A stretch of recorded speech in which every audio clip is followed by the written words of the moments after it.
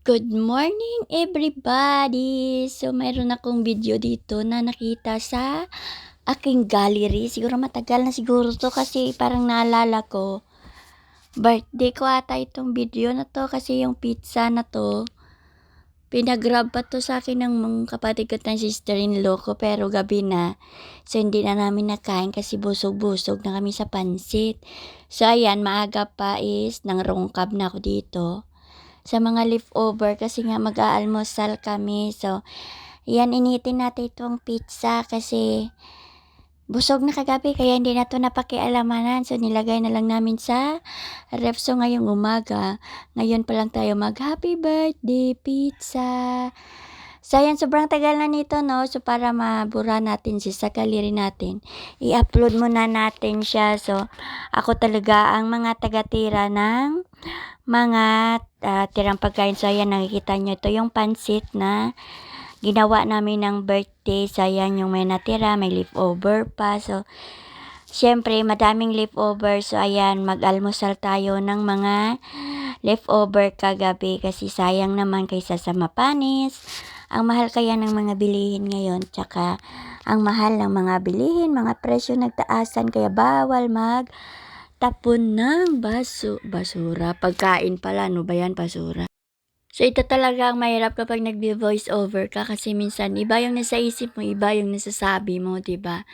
So, pero syempre, sabi ko nga sa inyo, kaboring-boring ng buhay natin kaya nandito lang tayo sa loob ng bahay at ay, ang tagal ko maka-recover talaga pag ina-asthma ako kung nakita nyo.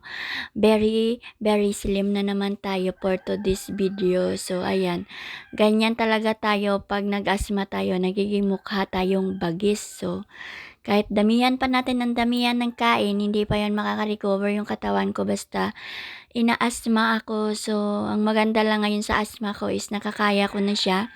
Hindi na ako nag-nebulizer. So, hindi na ako gumagamit ng mga ano-anong mga gamot na iniinom para sa pag-nebulizer. So, ayan, mayroon tayo dito ng alagang makulit. So, sinusundan niya na ako kasi nakita niya na yung pansit. Kasi nga, favorito din talaga niya yung pansit. Kaya sabi ko sa kanya, antayin niya lang ako sa lamesa kay baka mapaso siya dito. So, ayan.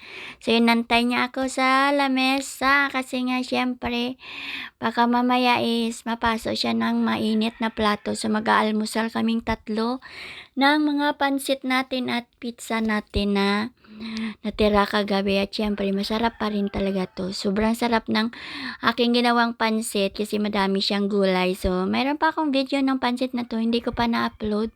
Kasi nga, sobrang busy ako. Tsaka minsan may mga video ako tapos na-upload ko na. Kalimutan ko na i-upload yung mga dati kong video. So, napupuno na yung gallery ko kaya i-upload na natin siya para matanggal na natin siya dito sa cellphone. Tapos, magkakaroon na tayo ng bagong video kasi nga, nagmamakawa na yung cellphone ko. Sabi ng cellphone ko, magbura ka na, parang awa mo na.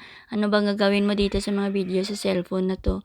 So, ayan, i-upload natin to para mapalitan siya. Siyempre, habang hindi pa natin na-upload, syempre sisave natin kasi sayang, 'di ba? So, ayan, nilagyan ko ng sticker yung mukha niya kasi mahirap na. Baka mamaya, ay nako, mahirap na. Uso pa lang naman ngayon yung nangunguha ng mga picture. So, nag-iisa lang naman tong pugi-pugi na to na bata dito sa akin. So, ayan, so hugasan ko na ang kanyang kamay kasi sabi niya nga maghugas daw siya ng kamay. Tinuturuan ko talaga siyang magkamay ba.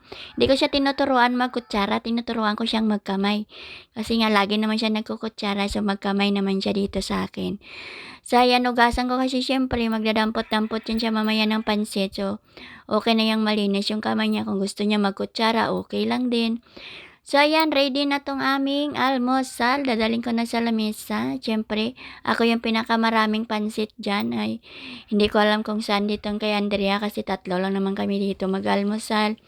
So, ayan, sobrang sarap talaga ng pansit na ginawa ko. So, kahit ako talaga hindi ako maka-move on. So, Sarap almusal maghapon na naman namin. siguro ako nitong magkain ng pansit kasi Pansit at mayroon pizza. siyang kikya, may squid ball, may carrots, may repolyo, may chicharo, may Baguio beans. So, kompleto talaga, Ricardo. So, yan, lalagyan na natin dito ang batang makulit ng kanyang pansit. Pero hindi siya kakain ng gulay, pansit lang talaga.